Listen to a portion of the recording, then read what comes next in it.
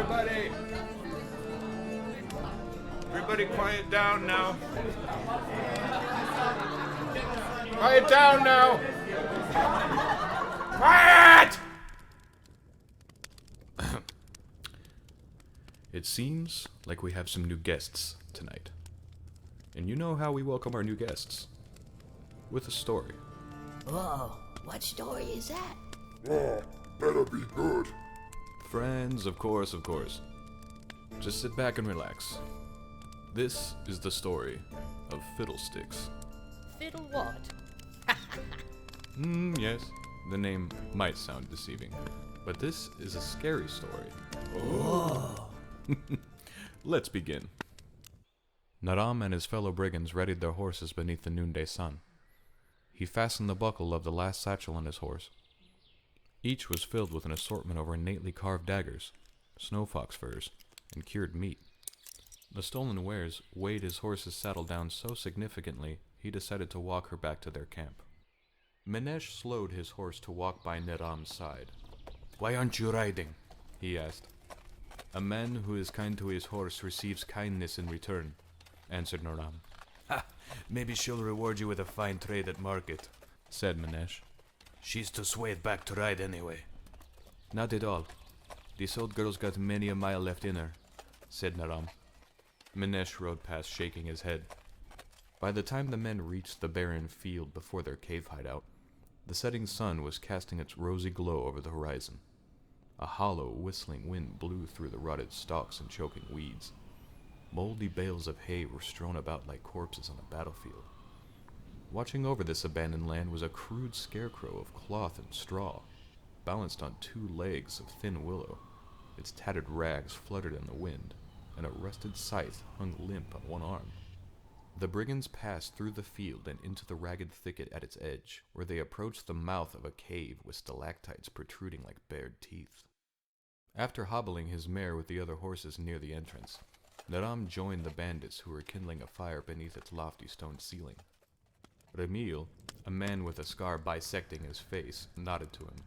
Naram reached into his pocket to examine his most prized treasure, a shining red amulet hanging from a delicate chain. Naram recalled the moment he saw the necklace around the noblewoman's neck, framed by lavishly embroidered curtains in the window of her carriage. He and Remil had halted the travelers under pretense of warning them about an approaching pack of raiders, when in fact, their men were already lying in wait. It had only taken the guards a moment to spot the trap, but it was enough. Naram had silenced the first with a slash to the throat, while Remil gutted the second. Their compatriots slew the others in a hail of arrows. Naram entered the carriage demanding the necklace, but the woman held it tight to her breast. The stubborn wretch had slashed at him with a concealed knife before he plunged his own dagger into her neck and ripped the necklace from her grasp. Naram held it now as tightly as he did then, wiping away a spot of blood from the amulet until it reflected the rising moonlight. He replaced it in his pocket as a whinnying cry drew his attention to the horses near the entrance. "Ratting their meal again?" Naram asked. "They're jumping at shadows. Some brave horses, eh?" said Remil. "Not shadows," said Minesh. "It was a ferocious bird, the great and fearsome crow!" The men gawked. Sure enough, a black-winged bird flew over the brigands in the cave. But as its cries echoed, a slow dread crept into Naram's stomach. He watched the bird as it circled overhead. It wasn't searching for a place to roost. Silence fell upon the cave. Ear-splitting shrieks broke the quiet as hundreds of crows erupted into the cave in a cawing hurricane of snapping beaks and tearing claws. The men screamed as the birds pecked and clawed at open skin. Ebon talons tore into Naram's shoulder, drawing blood before he smashed the bird away. Naram dropped to the ground, crawling on all fours to the mouth of the cavern. Outside, the crows shrouded the cloudless sky and smothered the hunter's moon. The cave amplified each sound tenfold, creating a cacophony of shrill shrieks and inhuman screams.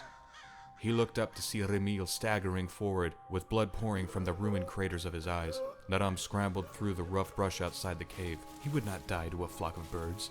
Just beyond the thicket, a maelstrom of crows flew around a figure at the edge of the field. The crude scarecrow stood with its arms spread wide, embracing the violent chaos of the storm.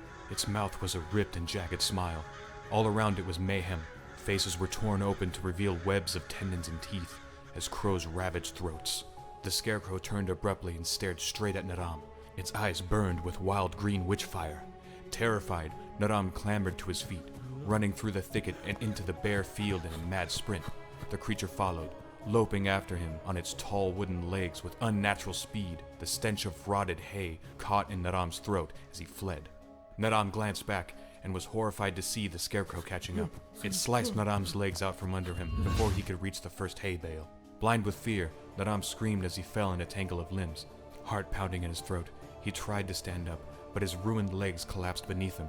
He scrambled away on his hands and knees, desperate to escape the nightmarish creature behind him, but the scarecrow stepped on his back, pinning him to the ground. The monster reached down and pulled Naram's head back to slice his neck, as if butchering a hog for a feast. Cold terror overwhelmed Naram as the scarecrow loomed over him, bending so their faces were inches apart. Bile filled his mouth, and he gagged on the rank stench of a corrupt soul. "You crossed my field," said the scarecrow, its voice muffled as if it spoke through a mouthful of damp grave soil. "And all that grows here is mine." The murder of crows engulfed Naram, talons bared and beaks wide.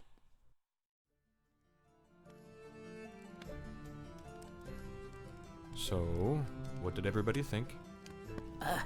That scarecrow's is not real, is he? Who's to say, really? It's just a story. But all stories are rooted in some sort of truth. Just remember to place wards outside your home.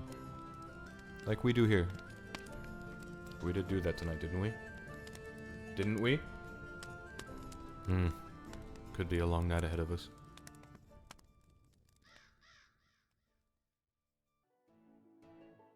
Hey everybody. If you made it this far, I just want to thank you so much for listening to my first video ever. I worked super hard on it, and I plan on doing so with the rest of every single league champ. If you guys have any ideas on which champion I should do next, please drop me a comment in the comment section. I'm super excited to get things rolling. Lastly, it would mean worlds to me if you liked and subscribed and show this to your friends, or it could be people who like D&D, people who like listening to audiobooks. It's definitely my thing. I love it. Thanks again. You guys have a wonderful one. Cheers.